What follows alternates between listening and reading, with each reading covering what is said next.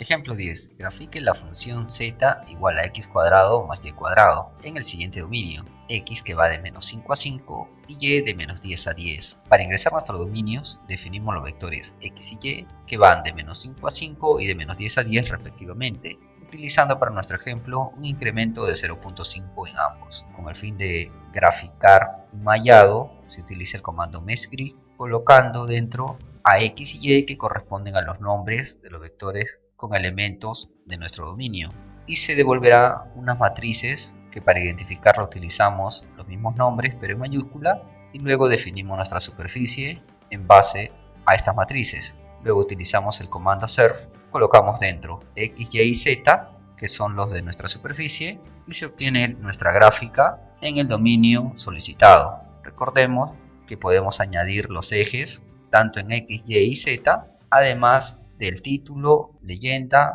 entre otras opciones que nos brindan. Ejemplo 11. Graficar en coordenadas esféricas la esfera x al cuadrado más y cuadrado más z cuadrado igual a r al cuadrado, con radio r igual a 5. Además de las coordenadas cartesianas, vimos que también podemos trabajar con coordenadas esféricas, cilíndricas y paramétricas. En nuestro caso, parametrizando las coordenadas esféricas, se tiene la siguiente conversión: para x igual a 5 seno de v por el coseno de u, y igual a 5 seno de v seno de u, y z igual a 5 coseno de v. Recordemos que 5 es r. Y además u está entre 0 a 2pi y v de 0 a pi. En MATLAB ingresamos. Primero, para obtener el mallado, debemos recordar que usamos meshgrid y colocamos dentro u y v. U que va de 0 a 2pi, estamos considerando un incremento de 0.2 en sus elementos, y el mismo incremento para v que va de 0 a pi. Estos valores van a ser guardados en u y v, que serán utilizados para describir nuestras ecuaciones que corresponden a las funciones x, y y z. Recordemos que como estamos en vectores, la función de aplicación senos, cosenos sobre estos vectores va a seguir siendo vectores, y por lo tanto en las multiplicaciones debemos colocar un punto. Finalmente, para obtener el gráfico usamos surf, colocamos dentro a x, y z, obteniéndose la gráfica como se muestra en pantalla, que corresponde a la esfera x cuadrado, y cuadrado, z cuadrado igual a 5 al cuadrado.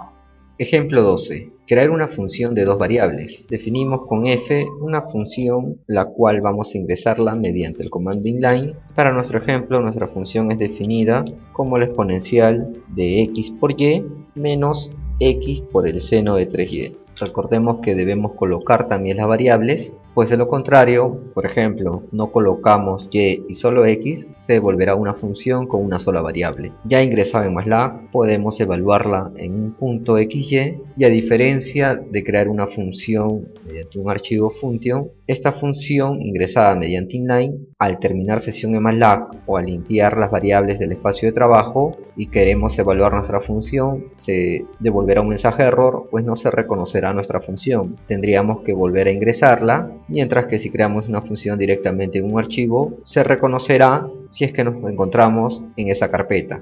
Ejemplo 13. Definir dos funciones fun1 y fun2 en el editor de texto y luego evaluarlas en algún punto. Para ya no seguir trabajando en la ventana de comandos, puesto que al tener funciones algo extensas o que se requieran de varias evaluaciones, se trabaja en el editor y se nombra, para nuestro ejemplo con fun1 y fun2, a las funciones. En la primera vamos a definir una función de una sola variable y en la segunda con dos variables. Vemos que estas funciones que tienen una sintaxis para guardarlas como un archivo .m se indica en el inicio function seguido del valor que va a devolver nuestra función igual a nombre de la función y entre paréntesis los argumentos de entrada. Este function tiene un fin y dentro de su cuerpo va definida nuestra función que aquí guardamos como y. De manera similar para una función con más variables. Para ejecutarlas y evaluarlas en un punto, utilizamos la ventana de comando y colocamos el nombre de nuestra función que contiene